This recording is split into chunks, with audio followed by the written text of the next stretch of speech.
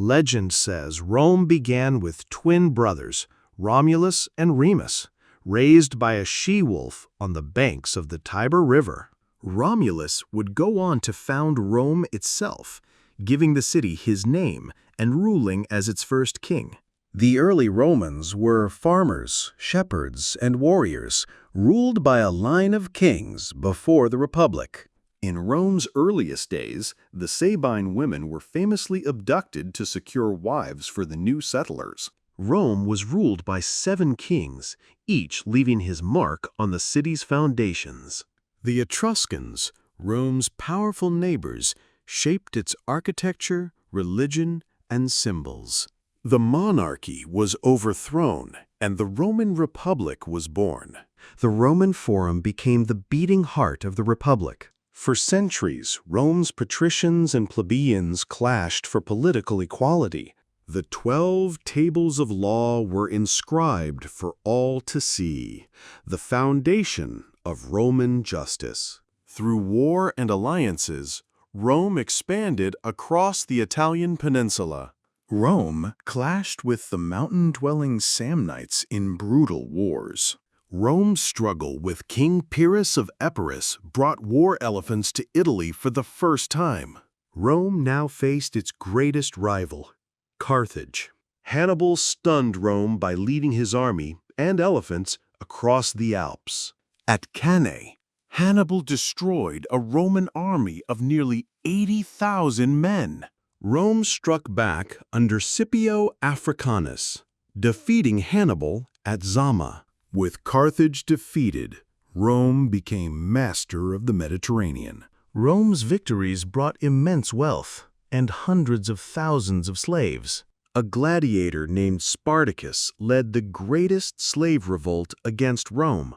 Amid political chaos, Julius Caesar rose to power. Caesar's conquest of Gaul made him Rome's most powerful general. Defying the Senate, Caesar crossed the Rubicon River.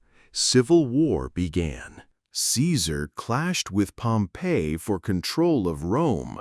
Caesar became dictator for life, reshaping Rome.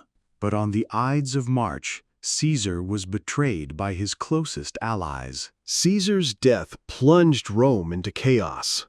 Caesar's heir, Octavian, later Augustus, defeated rivals and became Rome's first emperor. Under Augustus, the Pax Romana, the Roman peace, began. Rome built monuments of unmatched scale, including the Colosseum. Gladiatorial games became a symbol of Roman power and entertainment.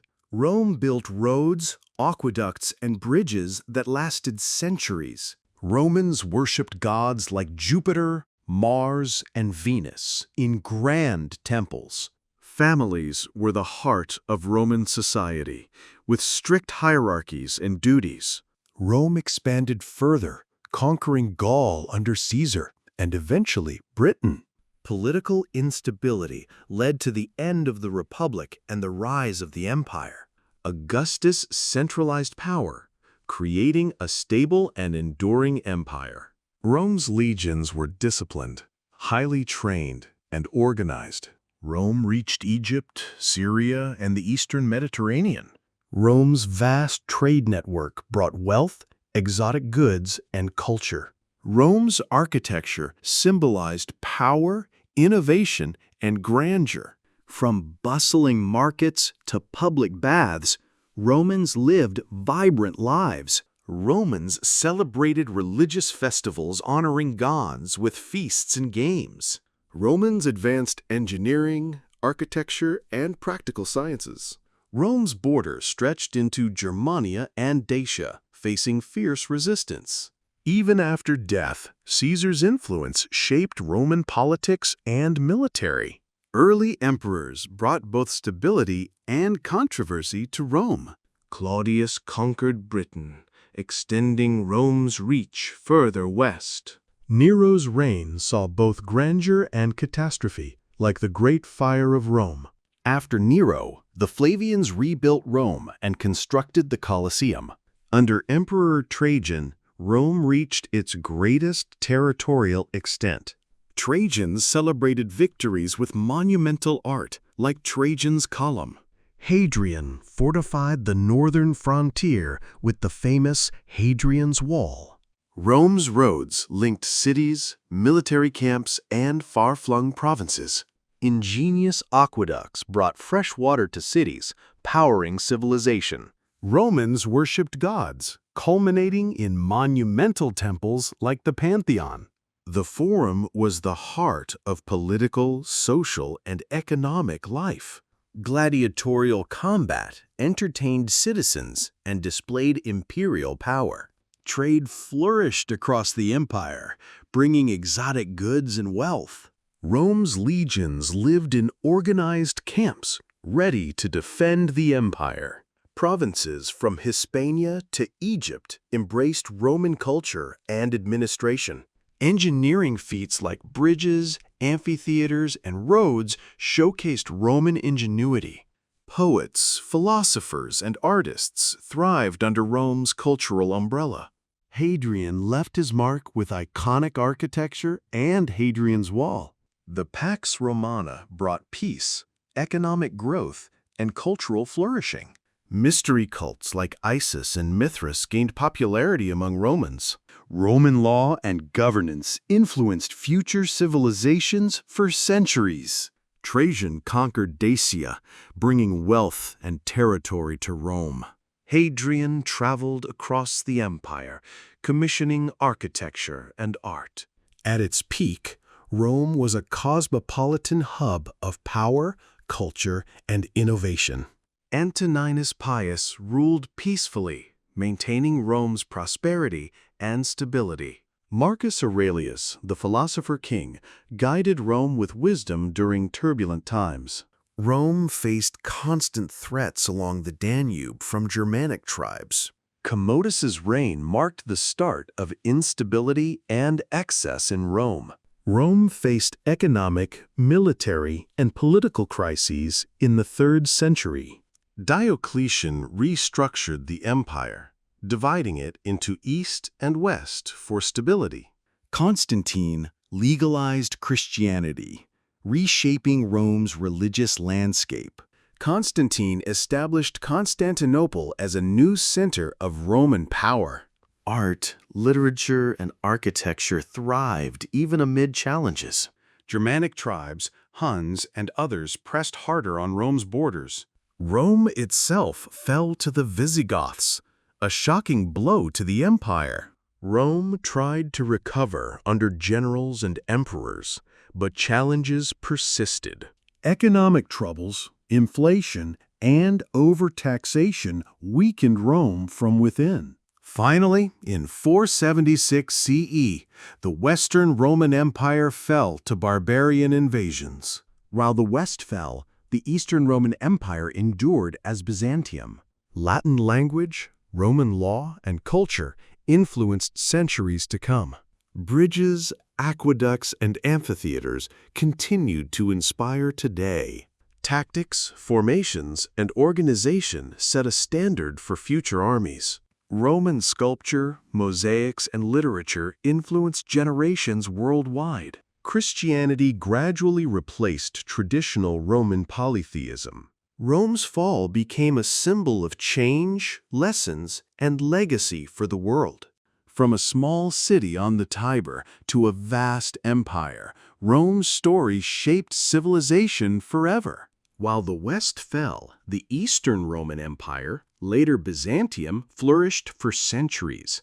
Justinian I sought to restore Roman glory through conquest, law, and monumental architecture.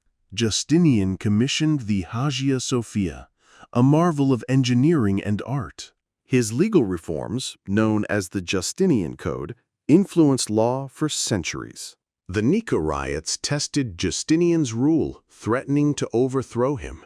Byzantine armies defended and expanded territories against Persians and barbarians. Trade thrived in Constantinople, connecting Europe and Asia. Art, literature, and philosophy flourished, preserving classical knowledge.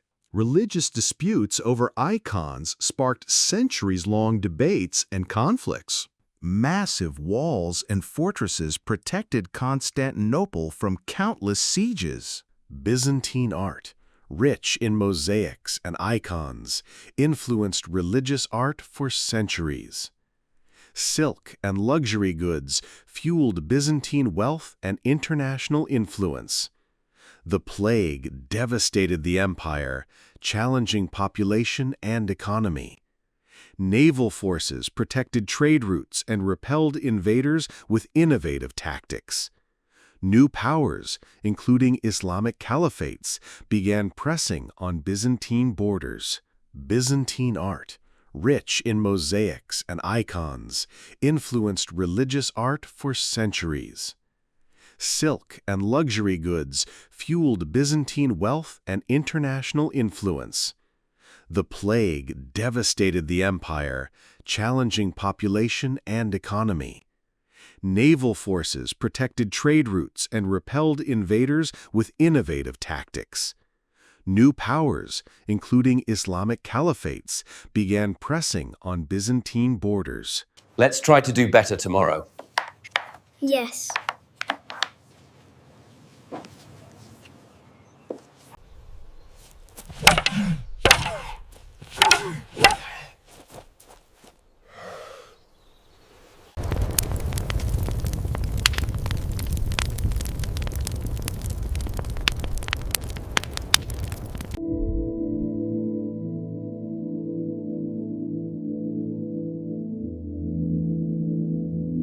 You never listen to me. That's fair. That is not fair.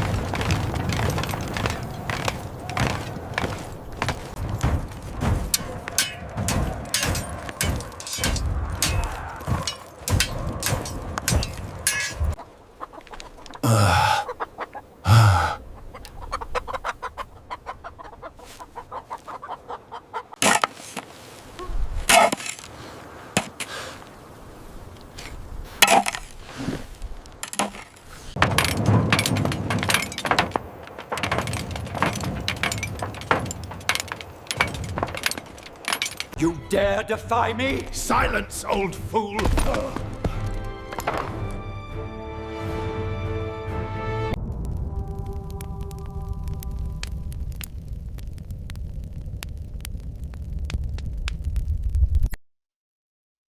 The greatest strength lies not in might, but in understanding. We did it! Oh! They did it.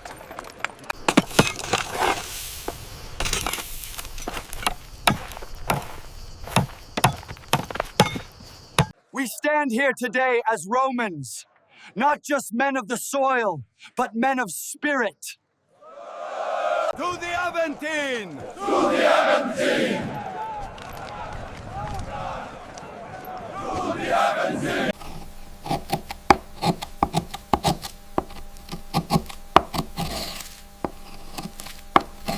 To the harvest! Cheers! We demand justice for the people! Hear our voices.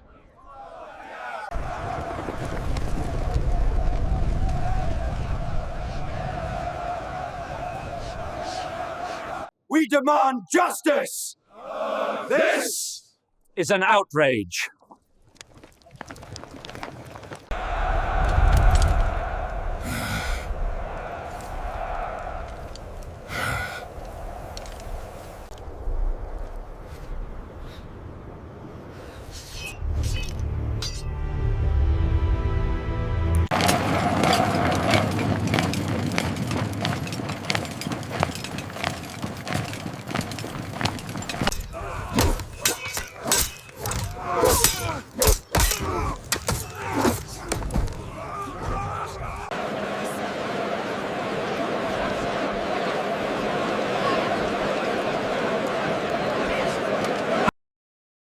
We shall deliberate on this matter with the utmost care.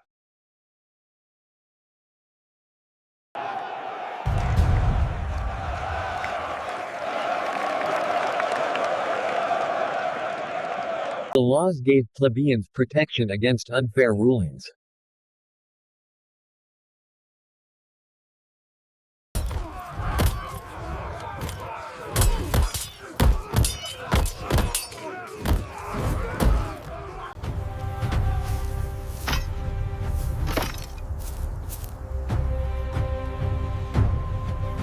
The people demand action.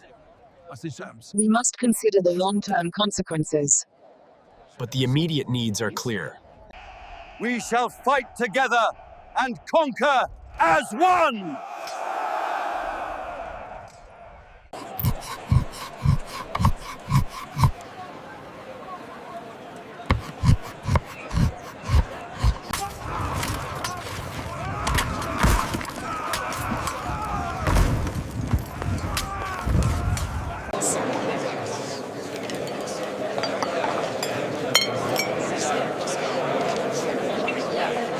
The choice is clear, my friend.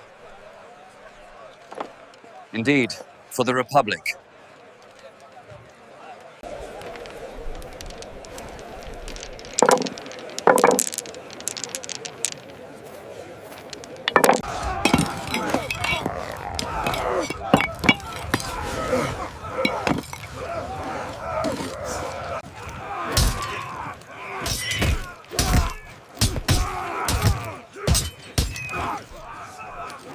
We offer terms of peace. We will not yield to tyranny. I tell you, this new law is an affront to our traditions. We must embrace progress, not cling to the past.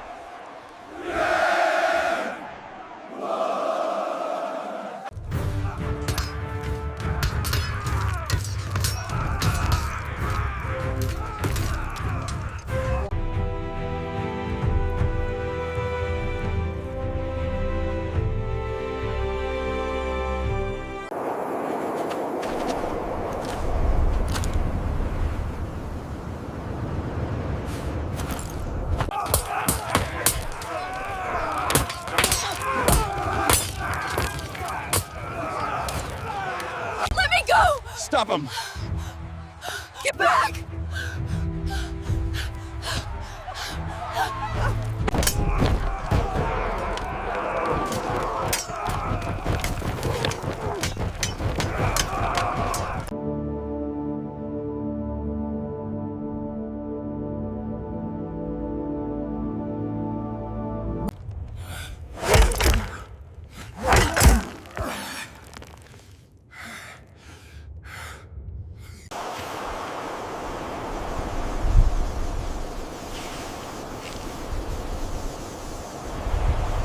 Come, join me.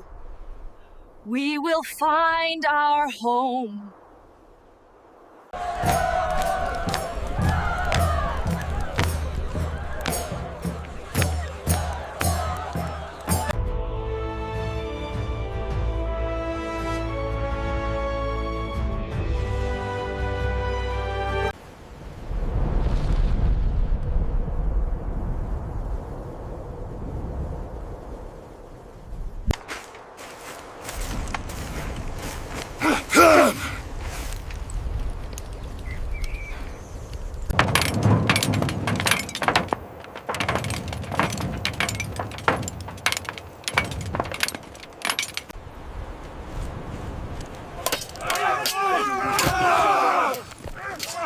For Samnium!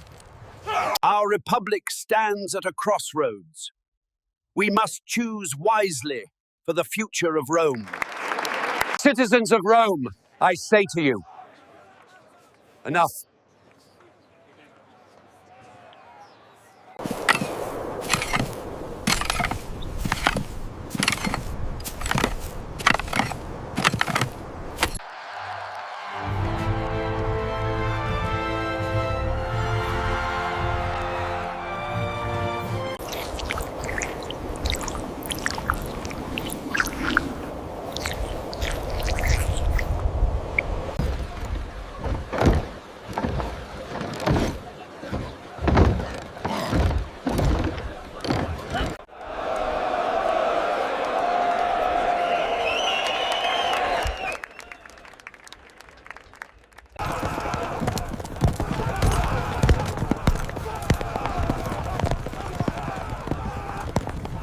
Out with the tyrant!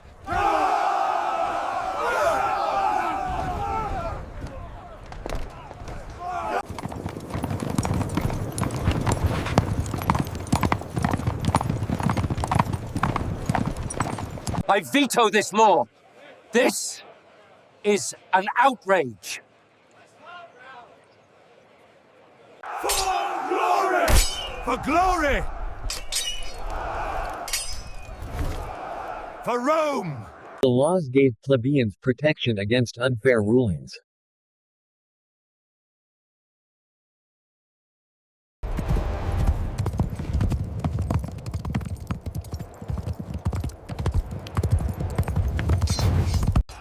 But heroes like Horatius Cocles held the line at the bridge. Rome expanded through war, but also through treaties. Tribunes had one powerful tool: the veto. Rome turned enemies into allies.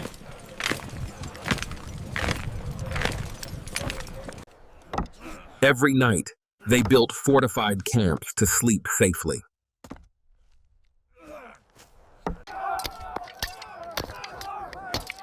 Light troops harassed the enemy before the heavy clash. Senators sent envoys to discuss reforms and concessions.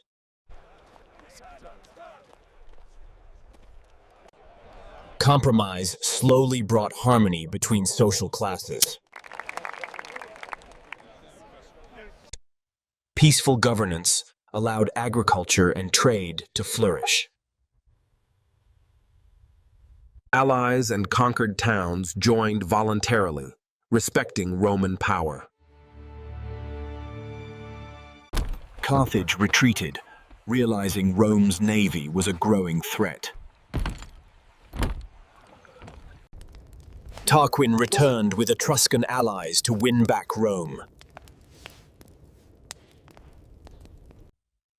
On the Sacred Mount, they established a powerful bargaining position.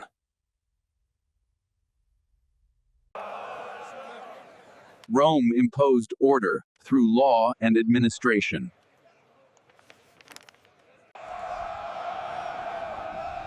Victories at sea boosted Roman morale immensely. They created the office of tribune, protectors of the common people. Instead of destroying them, Rome offered alliances. Peace was sometimes won not on the battlefield, but through families and diplomacy. Their marches became legendary, covering miles in a single day.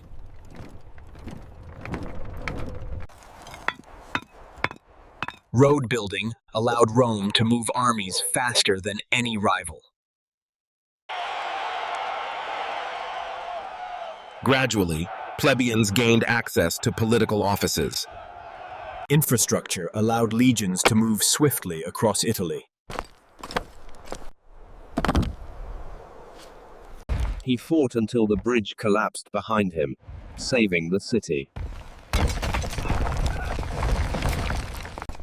Every victory brought new land and security. Defeated enemies were brought under Roman rule.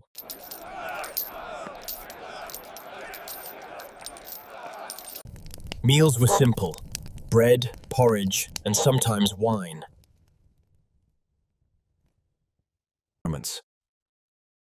In desperate moments, Rome relied on its veterans, the triarii.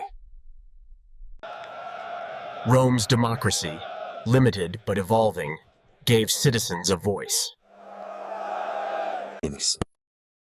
Thus the office of tribune of the plebs was created, protecting citizens from abuse. Trade and prosperity spread with Rome's growing influence. Sea and land battles intertwined in a deadly struggle. Soon, Rome's first laws were written down. Scouts kept watch for rebellion or invading forces.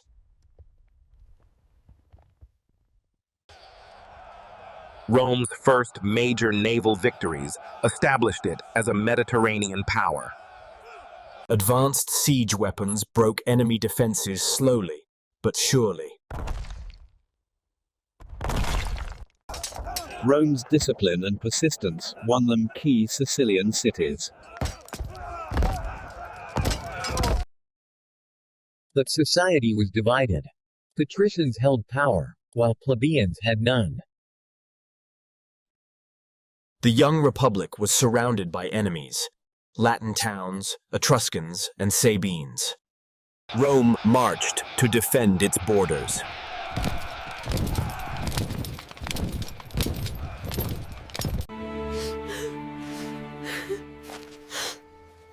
Every campaign began with tearful farewells. They were engineers as well as warriors.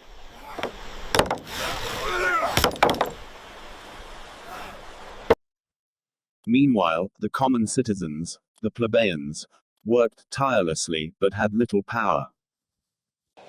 Transparency meant that no one could claim ignorance of the law. The Latin League resisted fiercely, but Rome stood firm.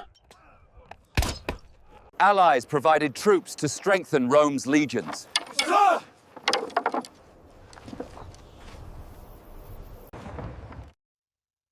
Rome innovated by creating ships with a boarding device called the corvus. Rome set its sights on Sicily, the first battleground of the Punic Wars.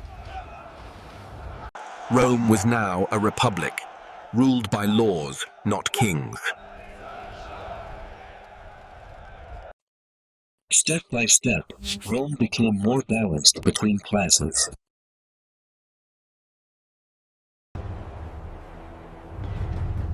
But the Etruscans to the north still threatened Rome. Rome's army wasn't professional. It was made of citizens called from their farms. The testudo, or tortoise, protected soldiers from arrows. Rome's elite, the patricians, controlled politics and wealth. By the mid-5th century BCE, Rome began expanding beyond its walls. Rome's first written laws began to take shape, public for all to see. By the late 4th century BCE, Rome controlled much of central Italy.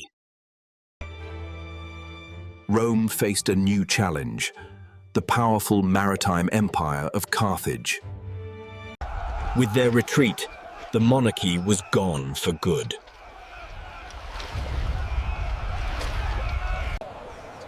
The 12 Tables made laws public for all to see.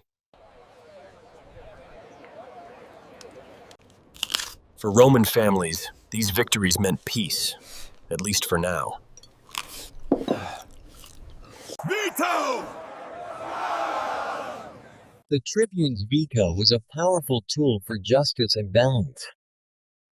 By 264 BCE, Rome had grown from a city to the dominant power of central Italy.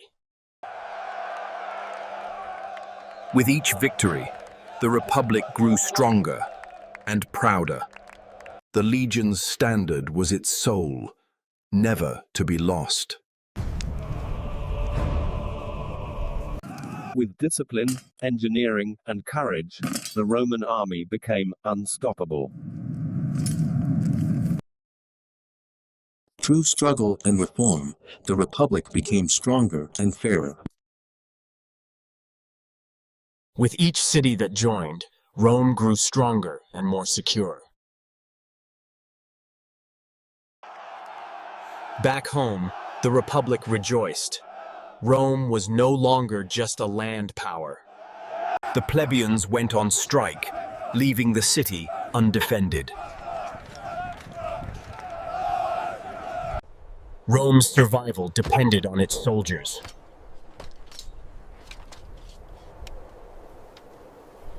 To the east, the Sabines launched ambushes. New recruits trained hard on the field of Mars.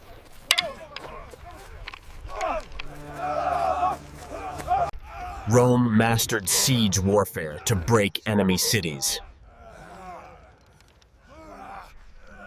The Roman fleet took to the seas, ready to face Carthage. Carthage resisted fiercely, holding strong fortresses.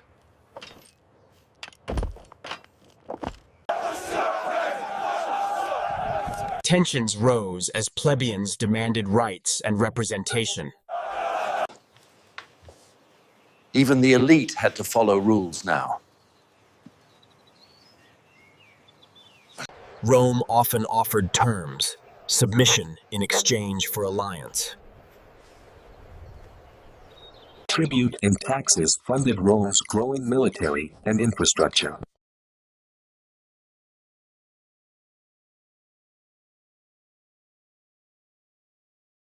This secession of the plebs shocked the elite. But Rome's discipline gave it an edge in every fight. The deadly pilum softened enemy lines before the charge.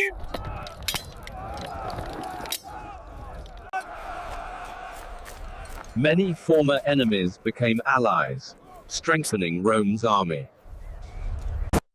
Rome ensured security through strategic fortifications. Carthage relied on its naval expertise and fast ships.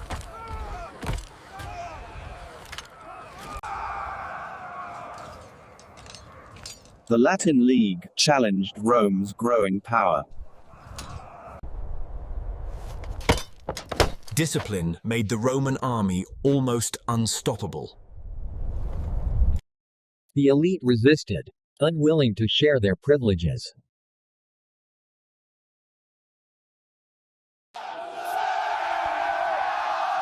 The 12 Tables gave plebeians legal protection for the first time. One by one, Rome broke its enemies' strongholds. Preparation was as important as courage.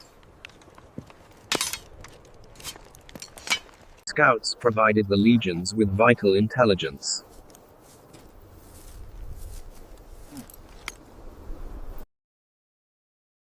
Rome could not function without its citizens, forcing the elite to negotiate. Debates encouraged civic engagement and fairness. Rome turned sea battles into land battles, using its superior infantry. To bring them back, the Senate gave concessions.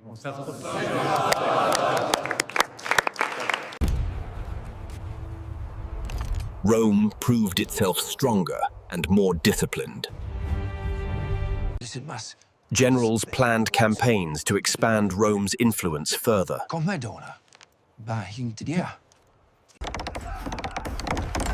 Rome's engineers proved as deadly as its soldiers. Carthage tried to relieve its cities with reinforcements from across the sea. Consuls took turns commanding Rome's armies. Battles often turned on the courage of commanders.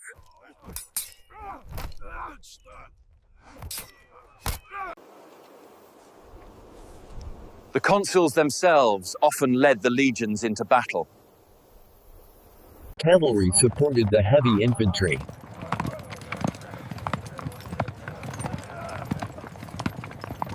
The plebeians even left the city in protest. An early strike for justice.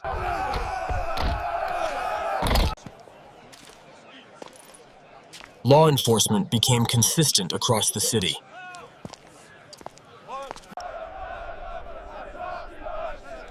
On the Sacred Mount, the plebeians demanded rights.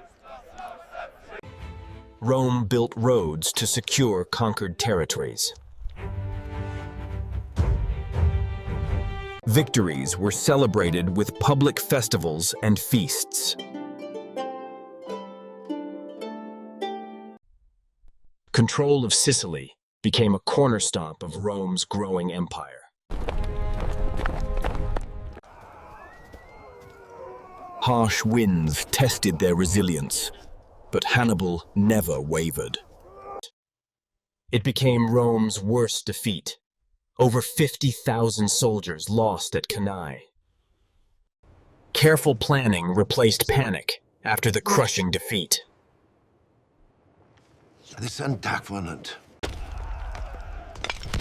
Carthage fought bravely, repairing damage as quickly as it was made.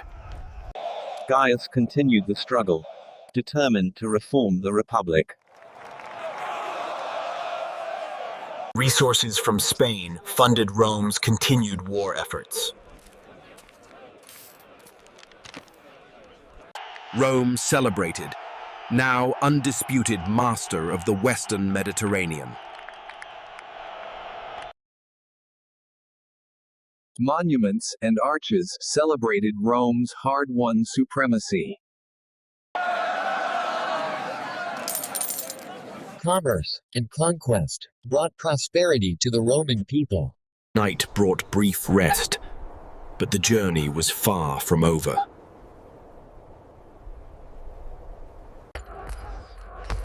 Hannibal's genius controlled the battlefield like a masterful conductor. New legions moved strategically to contain Carthaginian advances.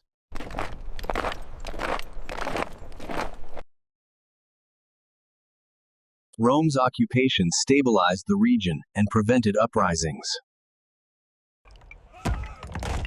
Rome unleashed relentless bombardments to weaken Carthage's defenses. Few survived to tell the tale, marking the end of Carthage.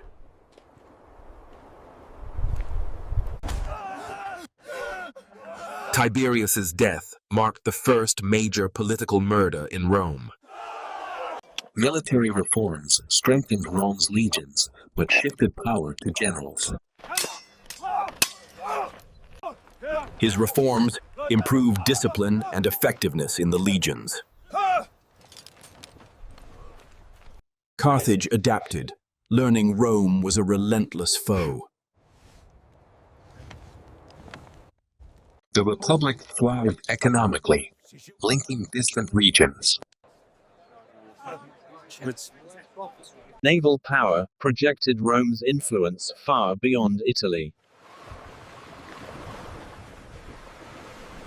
By 241 BCE, Rome had emerged victorious. The First Punic War was won. Finally, Hannibal reached the Italian plains, ready to challenge Rome itself. Though victorious, Hannibal lacked the strength to march on Rome itself. Rome's relentless campaigns in Spain set the stage for ultimate victory. Carthage was gone, but Rome's power and ambition had only grown stronger. Rome's naval power secured peace and prosperity across the region. Power struggles intensified as Rome entered an era of civil conflict.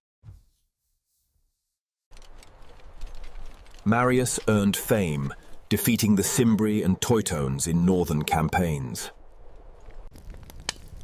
Both sides endured a tense stalemate as the siege dragged on. Rome stood resilient. Defeats could not break the Republic. By 133 BCE, Rome had become the dominant power in the Mediterranean world. Some reforms passed, but tensions between rich and poor remained. He crossed into enemy territory with an army and war elephants. Hannibal used clever tactics, surrounding the enemy on all sides. Despite losses, citizens answered the call to defend the Republic. Landing in hostile territory, Rome faced new challenges far from home. Carthage braced itself, determined not to fall again. The streets became a battlefield, house by house.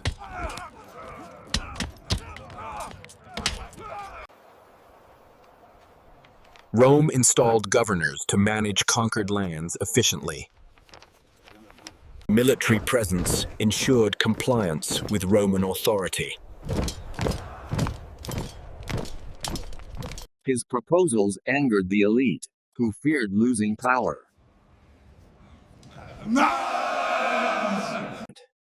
Rome's army began to rely on soldiers motivated by pay, not loyalty to the Republic.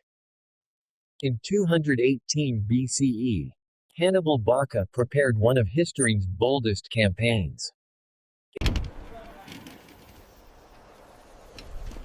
Rome assembled one of its largest armies to stop Hannibal. Rome opened a second front, attacking Carthaginian holdings in Spain. After Carthage's fall, Rome controlled the western Mediterranean entirely. The Republic faced a crisis that would shape its future for decades to come. After Cannae, Rome refused to surrender, planning its recovery carefully. After years of siege, Rome finally breached Carthage's formidable defenses. By 149 BCE, Rome viewed Carthage as a lingering threat to the Republic. Rome extended influence into Greece and the eastern Mediterranean. Tiberius Gracchus sought to reform Rome's land laws to help the poor. Economic inequality fueled unrest across Rome. The Alps were treacherous, but Hannibal pressed on relentlessly. The Romans advanced, confident in their numerical superiority.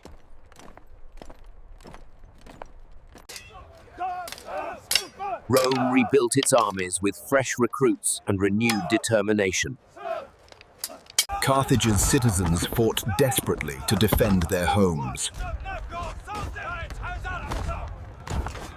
Tributes reinforced Rome's dominance without full-scale conquest. Generals became powerful through personal armies, rather than the state.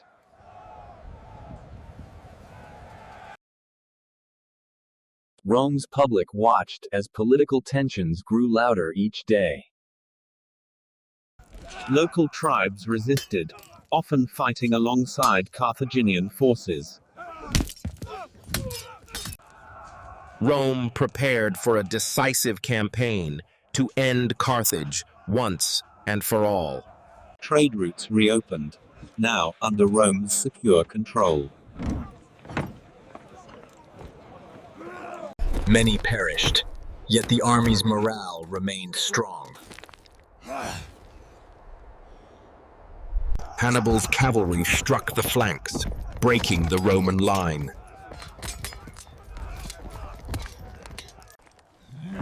Logistics became key. Rome supplied its forces meticulously. Rome needed to conquer each stronghold carefully to avoid heavy losses. Supplies, siege engines, and strategy were crucial for the coming siege. Colonies spread Roman culture and governance across the Mediterranean. Tiberius relied on popular support to push through reforms. Civil unrest threatened Rome's stability, foreshadowing future conflicts. Marius revolutionized Rome's army, recruiting volunteers from the urban poor. First Leet. Rome pressed forward relentlessly, leaving no refuge for the defenders. Cities and territories submitted to Rome's authority, avoiding destruction. Victories brought him immense popularity with both soldiers and citizens.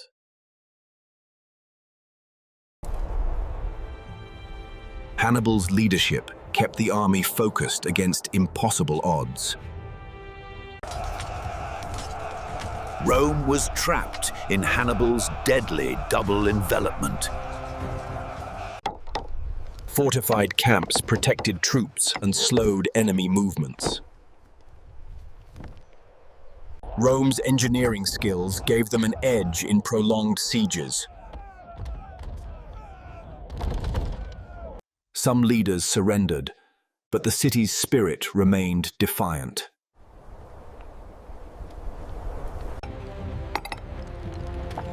Infrastructure was restored to integrate conquered land into the Republic. Trade flourished, linking far-off provinces to the heart of Rome. The Senate grew fearful and plotted to stop him at all costs. Inside the city, leaders prepared for desperate resistance. Political gridlock made it hard to govern effectively.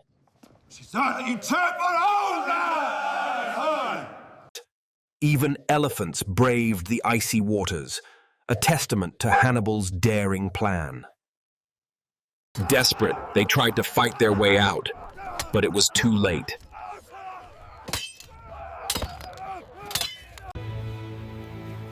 Rome strengthened alliances to isolate Hannibal in Italy. Every citizen became a soldier in Carthage's desperate defense.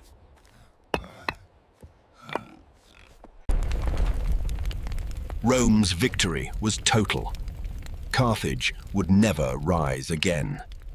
Political conflict spilled into the streets, foreshadowing future unrest. His army relied on citizen volunteers, creating personal loyalty to generals. Carthage tried to reinforce its positions, but Rome advanced steadily. Strategic garrisons ensured Rome's dominance over the seas. The Republic grew aware of its vast Mediterranean holdings. The distant provinces present both challenges and opportunities. Camps were small and precarious, but essential for survival. The center of the battlefield became a chaotic inferno. Once breached, the legions proved unstoppable on the ground.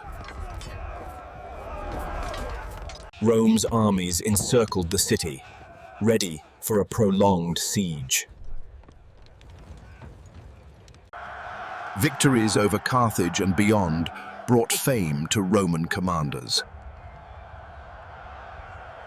Despite threats, some reforms were passed to redistribute land.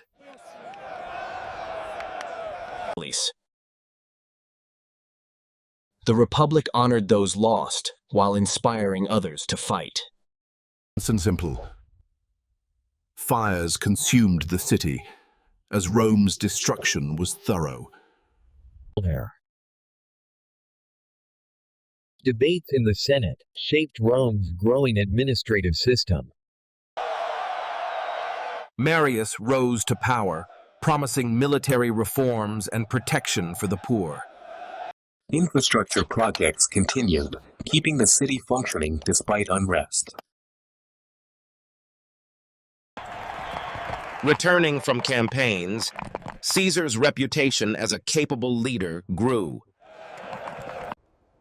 Despite his ties to Cleopatra, Antony reassured Rome of his intentions. He became consul an unprecedented 7 times, cementing his political power. Civil war tore the city apart, pitting Romans against Romans. His decisive actions against Mediterranean pirates enhanced his fame across Rome.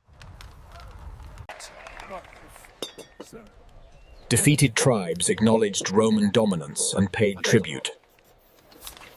Pompey withdrew, giving Caesar control over much of northern and central Italy.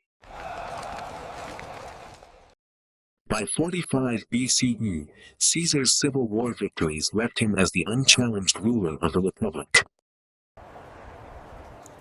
Caesar's death left Rome teetering on the edge of civil war.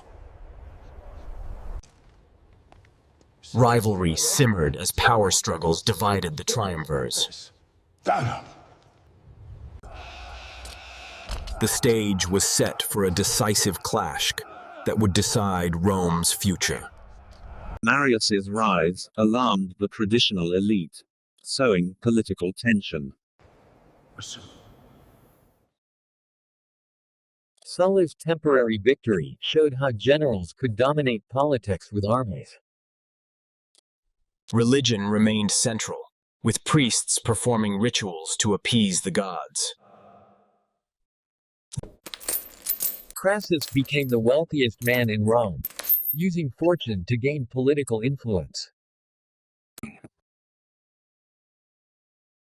Political tension rose as Caesar challenged the traditional elite. Detailed accounts kept the Senate informed and bolstered his political influence. Caesar's bold move allowed him to enter the city largely unopposed. On the Ides of March, 44 BCE, Julius Caesar entered the Senate, unaware of the plot against him. Mark Antony arrived in Egypt, beginning a fateful alliance with Cleopatra. Octavian used Antony's relationship with Cleopatra to question his loyalty. The Battle of Actium became the pivotal confrontation between East and West. Octavian, Caesar's heir, arrived to assert his claim to leadership. Preparation and discipline made Marius's army feared by Rome's enemies.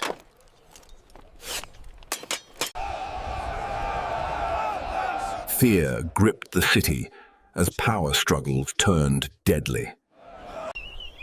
Augurs interpreted signs from the gods, guiding political and military decisions. Crassus crushed the Spartacus revolt, cementing his military reputation. His charisma inspired unwavering loyalty from his men. Naval battles were key to securing supply lines and troop movements. Caesar was assassinated, leaving the Republic in shock and chaos. The historic crossing signaled the start of civil war. Alea, iacta est.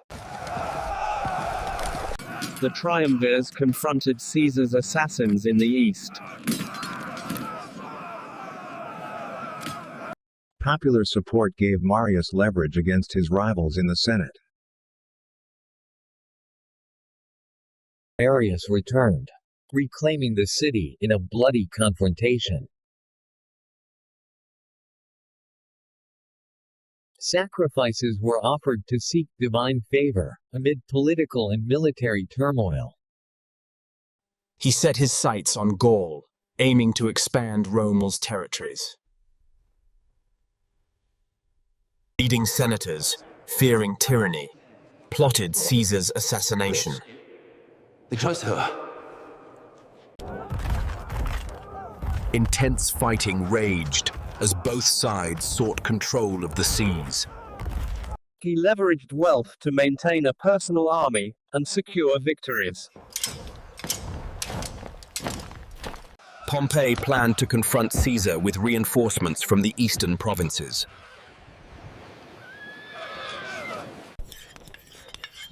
Even in harsh conditions, Caesar's legions remained disciplined and prepared.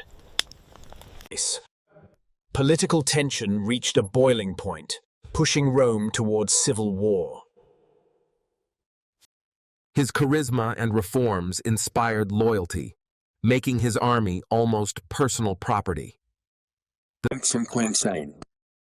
Caesar's campaigns in Gaul marked the start of his legendary military career. Quick thinking and strategy allowed Caesar to overcome unexpected attacks. Romans anxiously watched as Caesar defied the Senate.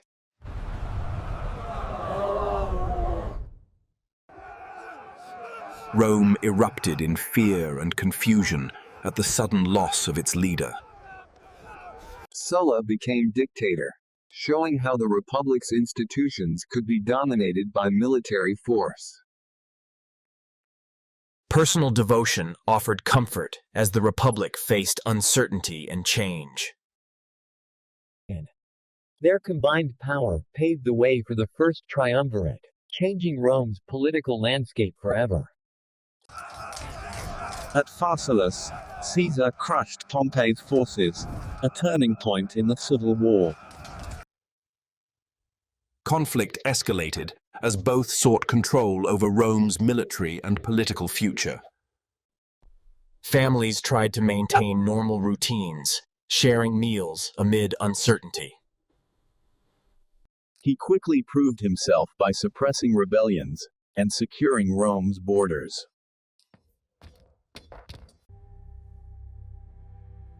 Alliances with powerful leaders helped Caesar climb the political ladder.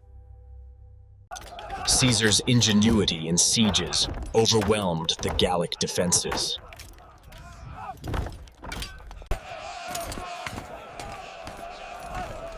Pompey quickly gathered an army loyal to the Senate. Caesar faced a critical choice: obey the Senate or march on Rome. He reformed administration and strengthened his political position. Friends, Romans, countrymen, lend me your ears. I come to bury Caesar, not to praise him. Festivals brought communities together, providing relief from daily hardships. Not all tribes accepted Roman rule easily, leading to constant vigilance. Legions loyal to Caesar prepared for the challenging campaign ahead. Marius's legions prepared to defend Rome's interests abroad.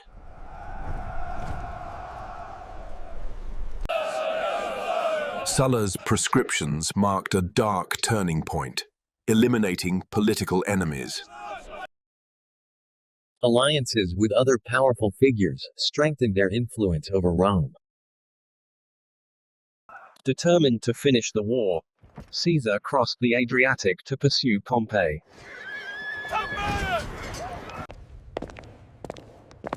The fateful meeting would change Rome's course forever.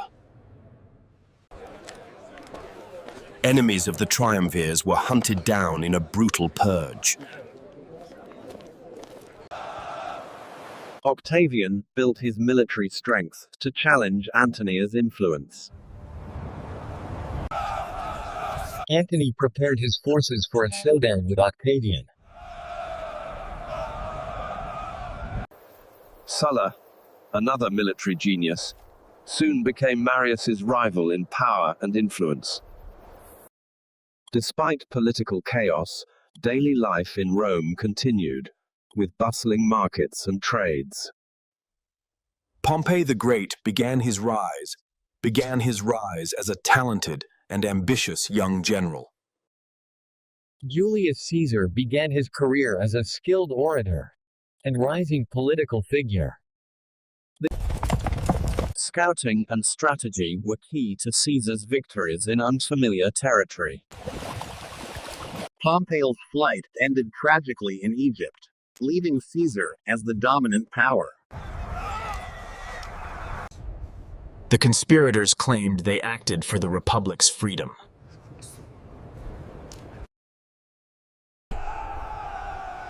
Defeat at Philippi ended the hope of restoring the old Republic. By 50 BCE, Caesar had effectively conquered Gaul, cementing his power and prestige. The Senate called upon Pompey to defend Rome against Caesar's advance.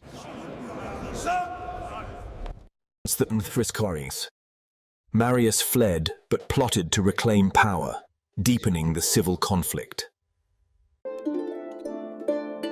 Public performances offered distraction and entertainment to stressed citizens. The Senate entrusted him with extraordinary powers to defend Rome's interests. Minor battles tested Caesar's strategy before the decisive confrontations. Reforms targeted governance, infrastructure, and debt relief, strengthening Rome. His military experience abroad honed his strategic skills for future campaigns. Victories boosted morale and reinforced Caesar's reputation as a commander. He inspired his troops with a promise of glory and loyalty to Rome. The conspirators fled as Antony and loyalists gained control. Lepidus held less influence, yet remained part of the triumvirate. Octavian's propaganda portrayed Antony as a traitor to Rome. Triumphal celebrations bolstered his reputation and popularity among Romans. Popular support propelled him to key offices in the Roman Republic. Diplomacy often complemented military conquest in Caesar's campaigns. Sulla shocked the Republic by marching his army into Rome itself. Even during crises, children found moments of joy and play in the city streets. Crossing the Rubicon meant war and no turning back. Caesar moved rapidly, leaving the Senate scrambling to respond. Triumphal celebrations cemented his status as Rome's unrivaled leader. The city descended into turmoil, with violence and fear spreading quickly. Cleopatra's resources strengthened Antony's position against Octavian.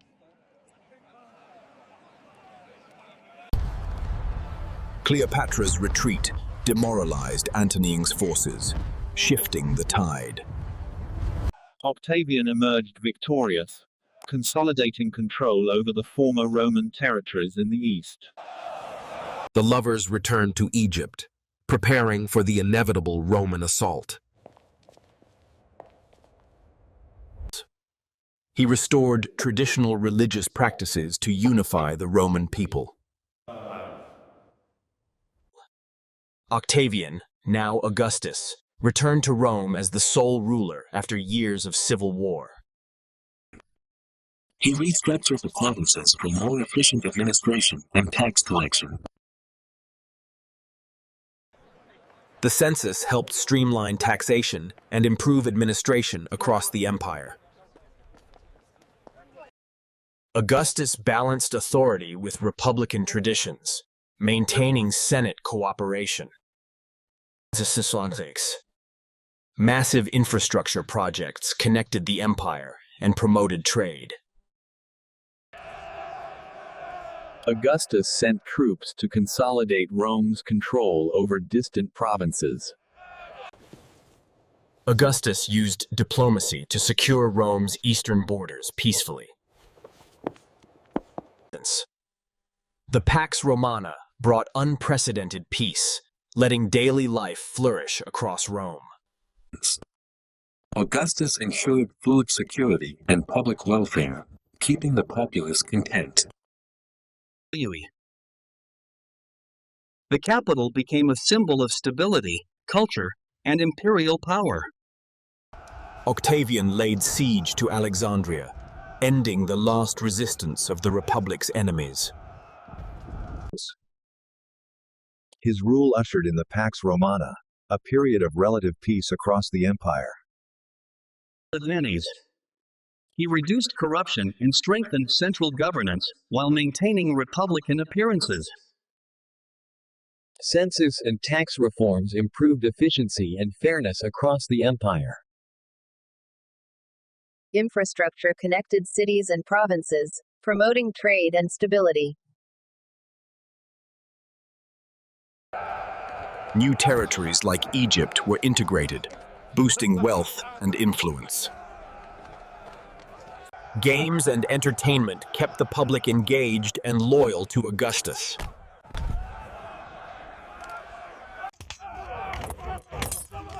Military campaigns secured stability and expanded Roman authority. Efficient roads allowed rapid troop movements and economic growth. The Senate conferred upon him unprecedented powers, formalizing his authority. Facing defeat, Antony took his own life, marking the end of his campaign. He presented himself as the restorer of the Republic, though he held supreme control. He invested in Rome's infrastructure, temples, and public monuments. Infrastructure projects connected distant provinces, enhancing trade and control. A disciplined, loyal army ensured peace and Augustus' authority. New provinces were integrated, paying taxes and obeying Roman law.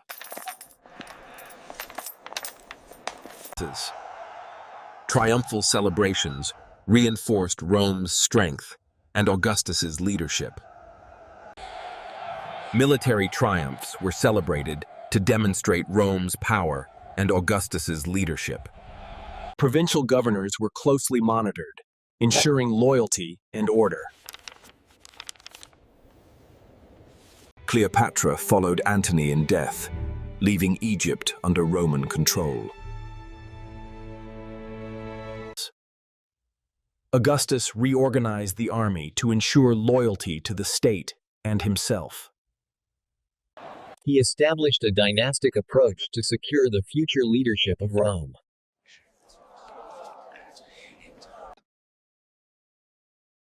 Control of the seas protected commerce and Roman interests abroad. Secure trade routes strengthened Rome's economy and influence abroad. In its sin. Administrative reforms strengthened governance and justice throughout the empire. Strategic fortifications safeguarded the empire from external threats. He ensured food security and welfare, strengthening loyalty among Romans. Border security was strengthened to prevent invasions and rebellions. Diplomacy secured Rome's influence over distant kingdoms and allies. Well-organized legions ensured security while maintaining peace within the empire. The Praetorian Guard protected the emperor and maintained order in the capital. The people hailed him as a bringer of stability and prosperity. He encouraged literature and culture, fostering a golden age in Rome. By 14 CE, Augustus had transformed Rome into a stable, prosperous empire, leaving a lasting legacy. Religious ceremonies fostered unity and reinforced Roman traditions.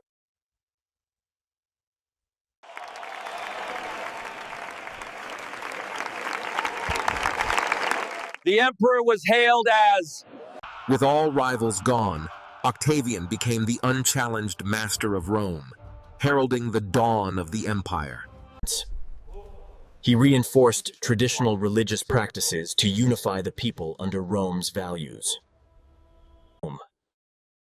Rome flourished as a unified, organized, and prosperous empire under Augustus. He personally ensured loyalty and strategic planning across the empire. By the end of his reign, Augustus had established the foundations of the Roman Empire, lasting for centuries. He personally oversaw reforms and improvements, earning loyalty across the empire.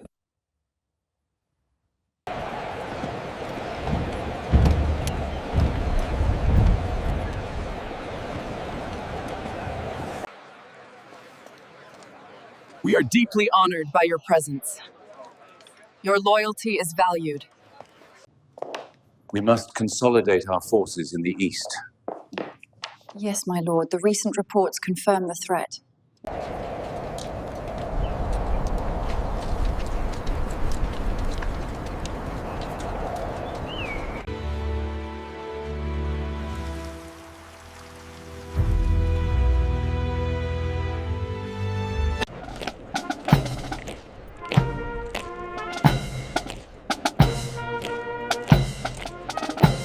We must review these findings carefully. Indeed. The implications are vast. My fellow citizens, I implore you to consider the truth of my words. The evidence is clear.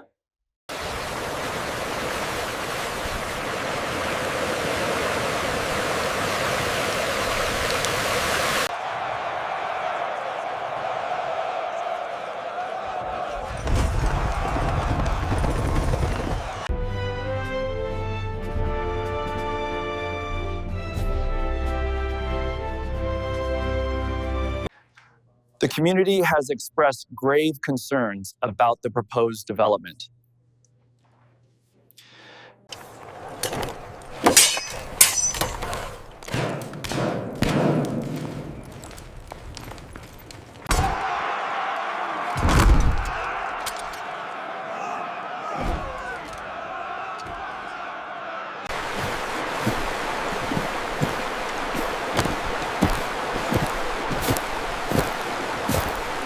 In realms of beauty, where the muses guide. Each will strike a whisper.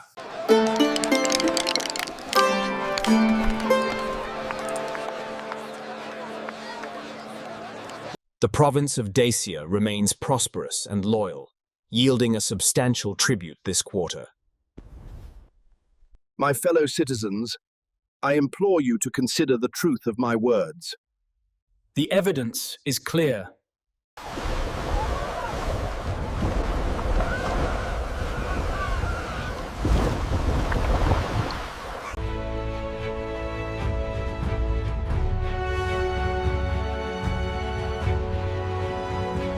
We have to find a way to make it work. I am not sure we have any other options. We must deliberate with the gravitas this moment demands. Our republic stands at a crossroads.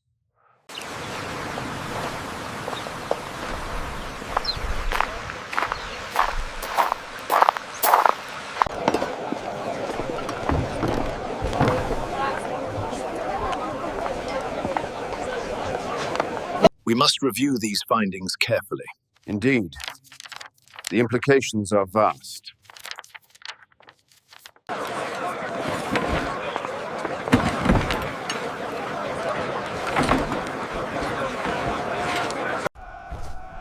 Claudius expanded Rome's influence across Africa, securing new territories. Monumental constructions symbolized Nero's vision and Rome's grandeur. He attempted to rebuild Rome with grand architectural projects, including his Golden House. With Commodus dead, Rome spiraled into turmoil. Elite discontent foreshadowed the political crisis to come.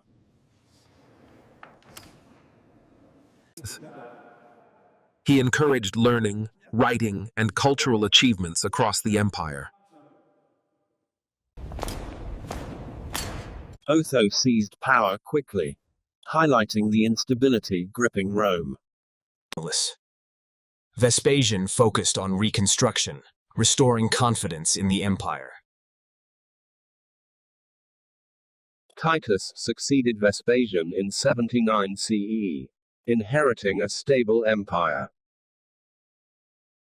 Under Titus, Rome reached a peak of stability, prosperity, and grandeur.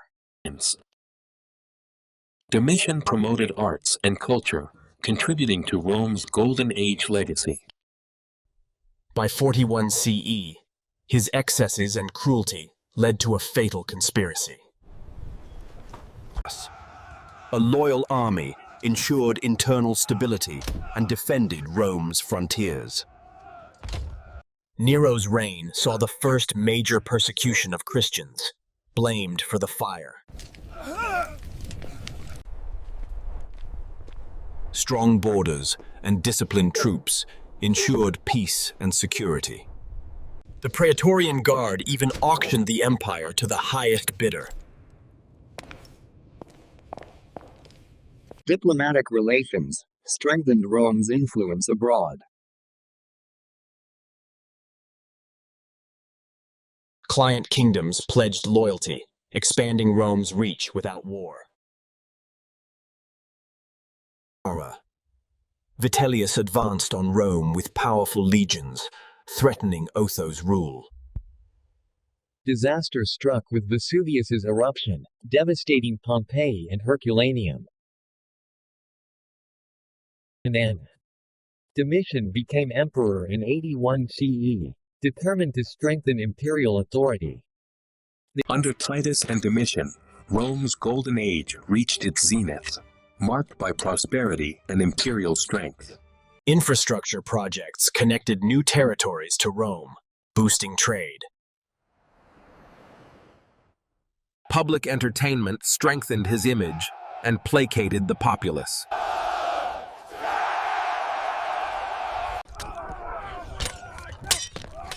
Provincial revolts challenged the stability of Nero's empire.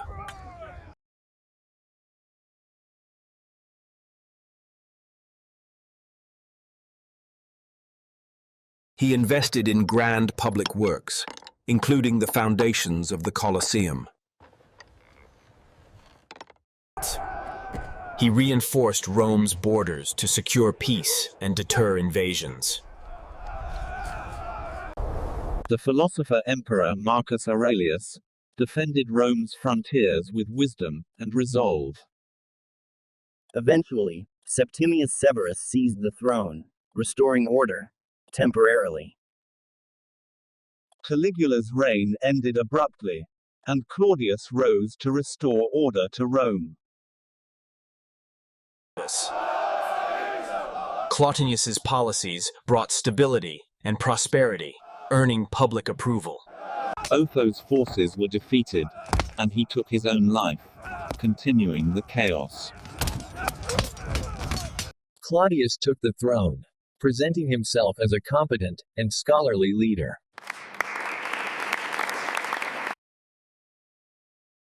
The empire thrived under careful governance, setting the stage for expansion. Triumphs were celebrated, demonstrating Rome's power and Claudius's leadership. No. Nero maintained diplomacy and control over Rome's extensive provinces. Relentless wars strained the empire's strength. Elite dissatisfaction grew, plotting against Nero's increasingly erratic rule. Vitellius claimed power, but unrest and resistance remained strong. Vespasian strengthened the empire by integrating provinces and rewarding loyalty.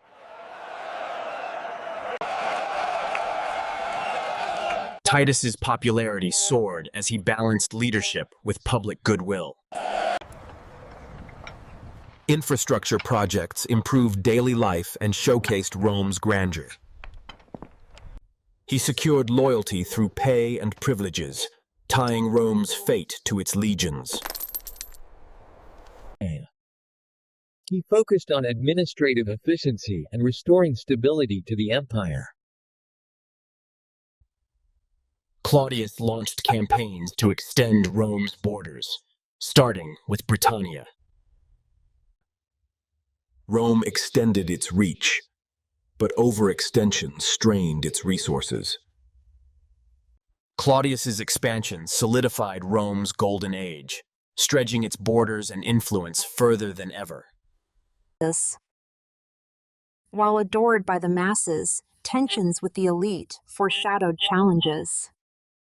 Extravagant spectacles served to maintain public support, despite unrest. Meanwhile, Vespasian prepared to take Rome, gaining support from eastern provinces. Sound financial policies ensured Rome's economy could support its vast empire.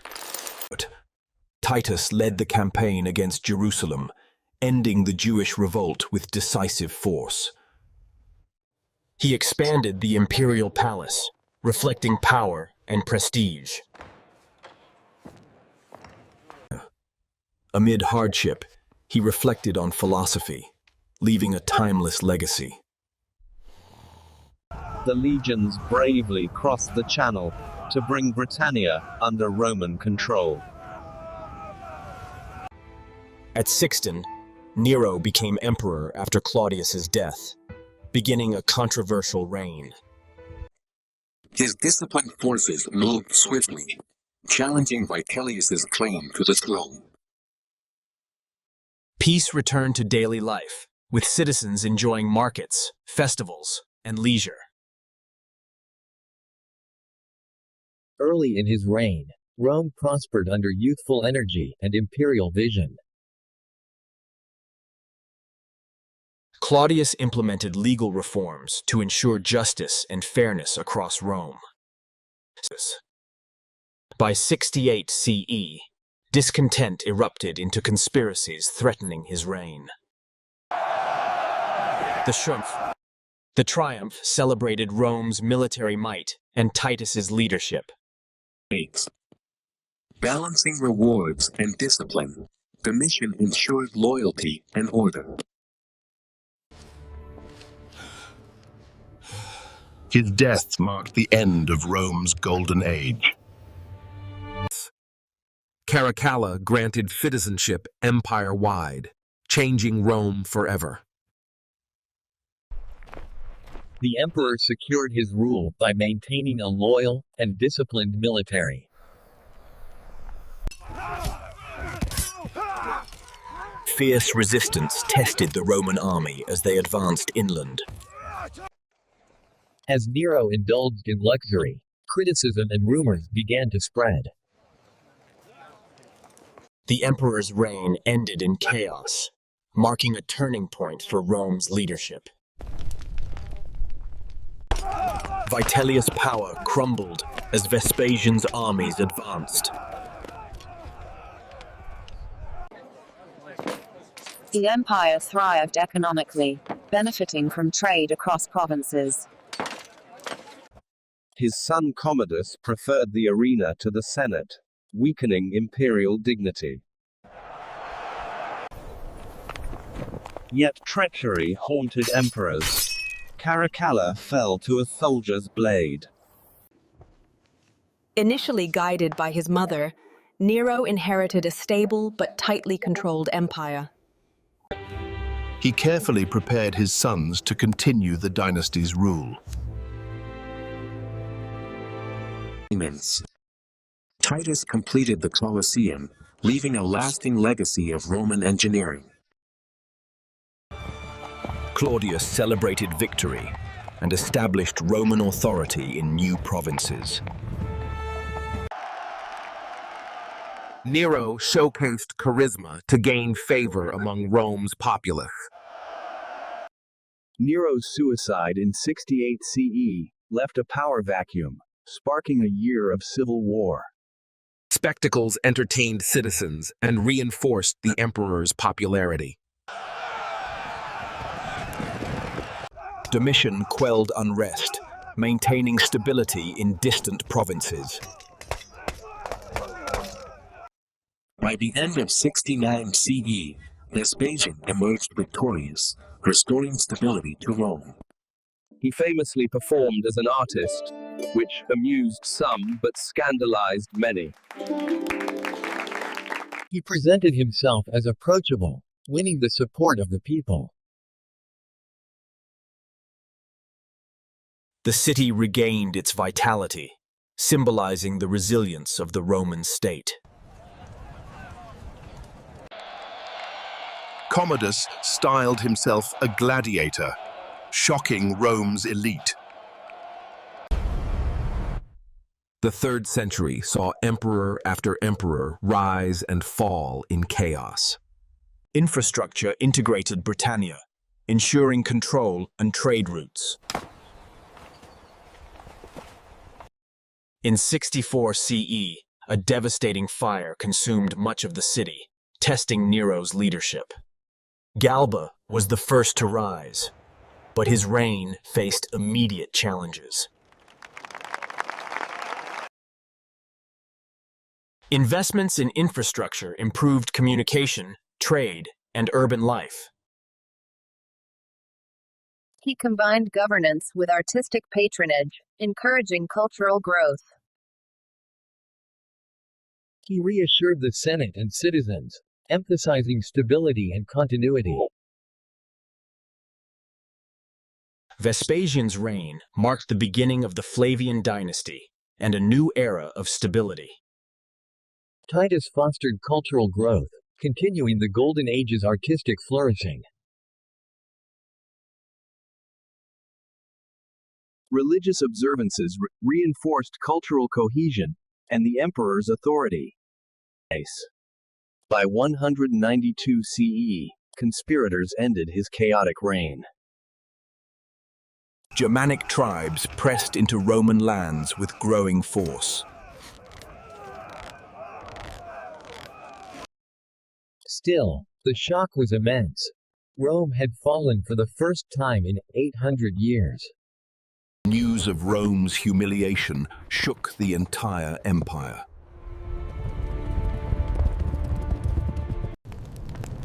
Thinkers like Augustus tried to make sense of the disaster. Rome survived, but it would never again be the heart of empire. Meanwhile, other tribes poured in. Vandals, Franks, Burgundians. The Vandals took North Africa, Rome's grain supply. Without African grain, hunger spread in the capital. The eternal city still stood, but Rome's power was broken.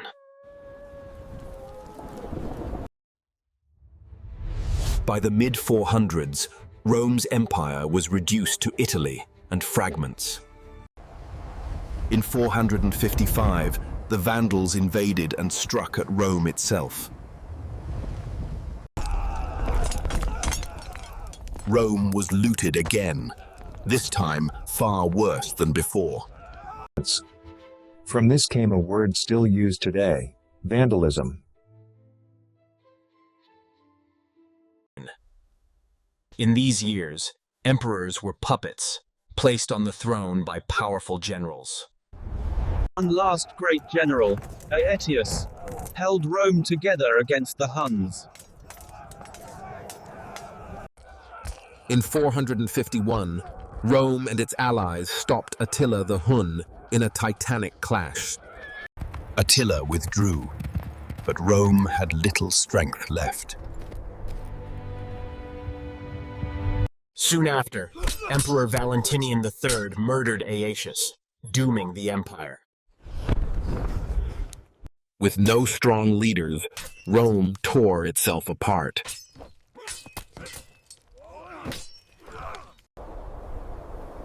Out of the chaos rose Odoacer, a Germanic commander in Rome's service. The last emperor, Romulus Augustus, was just a boy.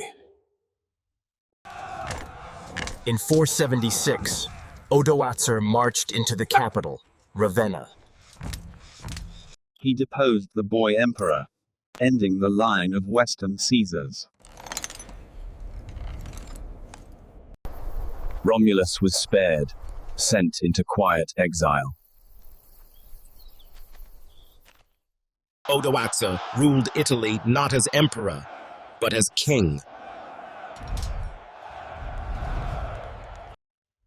The imperial regalia was sent to Constantinople. The West was no more. In 476, the Western Roman Empire ended after 1,229 years. But in the East, the Roman Empire lived on as Byzantium.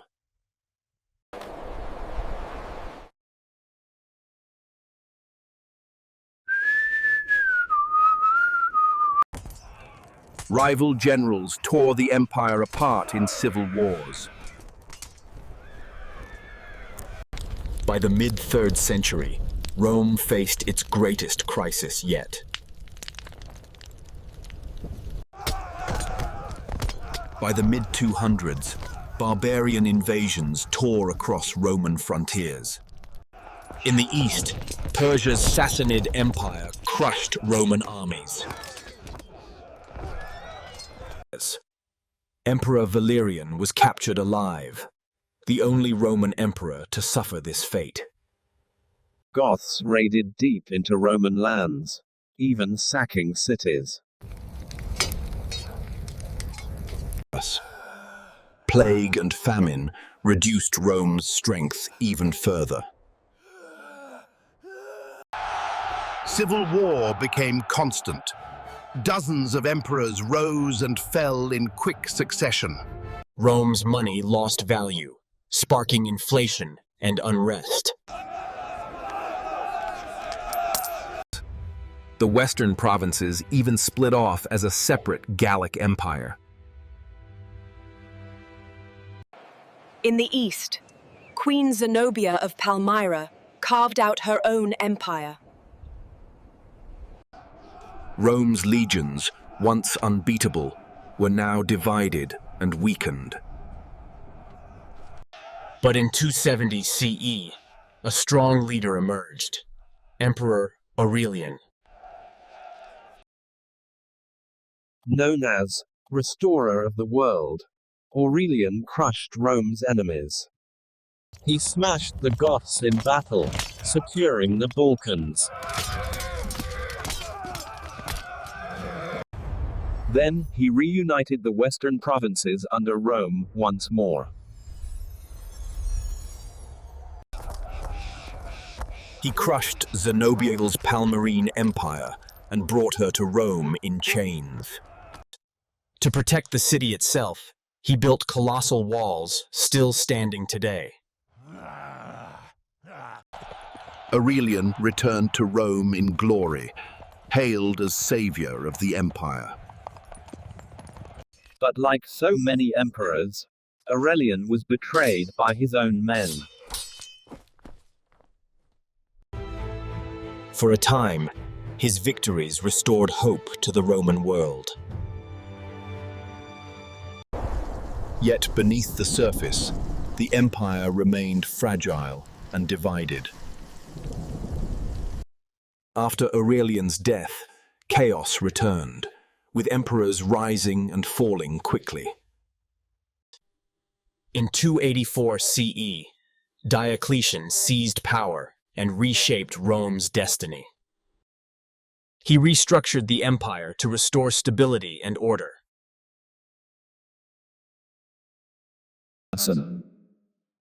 Diocletian split power between 4 rulers, known as the Tetrarchy. New capitals were chosen closer to the frontiers, leaving Rome less central. He launched the last and most brutal persecution of Christians.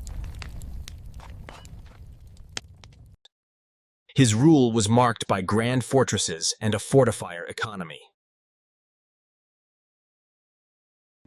In a rare move, Diocletian retired, leaving others to rule. Without his firm hand, Rome plunged back into civil wars. From this chaos, one man rose to the top: Constantine. At the Milvian Bridge, Constantine won a decisive battle for control. He claimed to see a vision. In this sign, you will conquer. His victory made him sole ruler in the West.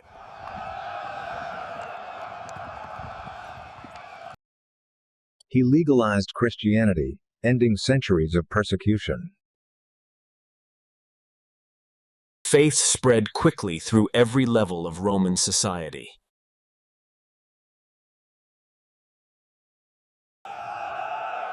Constantine even called the first great council of Christian leaders. He built a new capital, Constantinople, the new Rome. In 284 CE, Diocletian seized power and reshaped Rome's destiny. But after his death, the empire was divided for good, east and west. From now on, the East thrived, while the West began to crumble. By the 4th century, Germanic tribes pushed relentlessly against Rome's frontiers. The arrival of the Huns drove many tribes fleeing into Roman lands. Romans tried to manage the crisis by allowing Goths to settle inside the empire. But corruption and cruelty pushed the Goths to the brink of revolt. In 378, the Goths crushed Rome at Adrianople, killing Emperor Valens. For the first time, Romans realized their empire was no longer invincible. A powerful leader, Alaric, emerged to challenge Rome directly. By the early 5th century, Alaric led his people into Italy itself. In 410 CE, Rome was besieged. The unthinkable was about to happen. The Eternal City's gates were thrown open to invaders. For 3 days, the Visigoths plundered Rome.